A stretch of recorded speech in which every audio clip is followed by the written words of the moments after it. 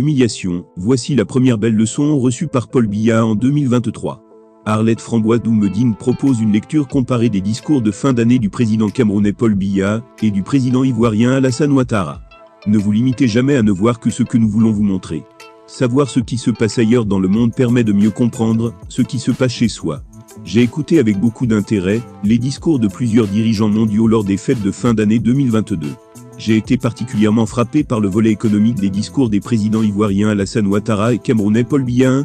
À noter que dans leurs allocutions, les deux chefs d'État ivoiriens et camerounais ont respectivement évoqué la situation économique internationale liée à la crise du Covid et la guerre en Ukraine, pour expliquer une série de difficultés économiques.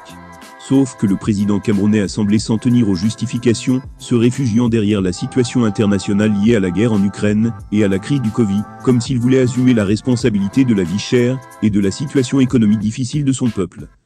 Au cours de cette allocution, nous avons appris que le taux de croissance de l'économie camerounaise est de 3,8%. Discours dans lequel Paul Biya a présenté de vagues projets sans préciser la durée de leur réalisation. En outre, il a omis de présenter des mesures concrètes et pratiques visant à soulager les Camerounais des souffrances liées à la vie chère. Pire encore, on nous dit que le kilowatt d'électricité passera de 50 kfa à 95 kfa entre 23h et 18h et montera à 125 kfa le kilowatt entre 18h et 23h. Tout cela montre que la situation du coût de la vie au Cameroun sera encore plus dramatique que nous ne l'imaginions. Cela reflète aussi l'incapacité de Paul Biya à alléger les souffrances de ses compatriotes. C'est peut-être pour cela qu'il a trouvé refuge dans les justifications invoquant la guerre en Ukraine et la situation économique internationale que la guerre entraîne. Pendant ce temps, en Côte d'Ivoire, qu'a dit le président Ouattara dans son discours de fin d'année ? Malgré la situation économique liée à la guerre en Ukraine, le président Alassane Ouattara s'est montré particulièrement fier de la santé de l'économie ivoirienne dans son discours de fin d'année. Les perspectives économiques de notre pays restent bonnes, avec un taux de croissance économique prévu de 7% en moyenne entre 2023 et 2025. Il a commencé pendant ce discours. Et en conséquence de cette bonne santé de l'économie ivoirienne, dans le même discours, Alassane Ouattara a annoncé l'augmentation du SMIC, qui passera de 60 000 francs à 75 000 francs CFA à partir de ce mois de janvier 2023 en Côte d'Ivoire. Au moment où j'écris ceci, cette augmentation a déjà pris effet. Rappelons que le SMIC au Cameroun est de 36 000 francs CFA et que le taux de croissance de l'économie camerounaise est de 3,8% contre 6 ou 7% en Côte d'Ivoire. Tout ce qui est écrit dessus, c'est pour dire quoi ? Dire que vous ne pouvez pas passer 40 ans à la tête d'un pays en utilisant le climat économique international pour justifier votre incapacité à servir votre peuple. Les difficultés sont là pour être surmontées, sinon quelle valeur aurait-on si on ne réussissait que lorsque la situation était favorable ? La situation internationale qui affecte l'économie du Cameroun est la même qui affecte l'économie de la Côte d'Ivoire, du Maroc ou du Rwanda. Quelle est la différence entre ces pays et le Cameroun ? La différence réside dans la vision et les compétences requises pour transformer la vision en réalité au profit du peuple. Ces pays sont dirigés par des hommes qui ont la vision, la compétence et des travailleurs acharnés. Si vous passez votre temps à attiser le tribalisme au Cameroun, les autres travaillent ailleurs.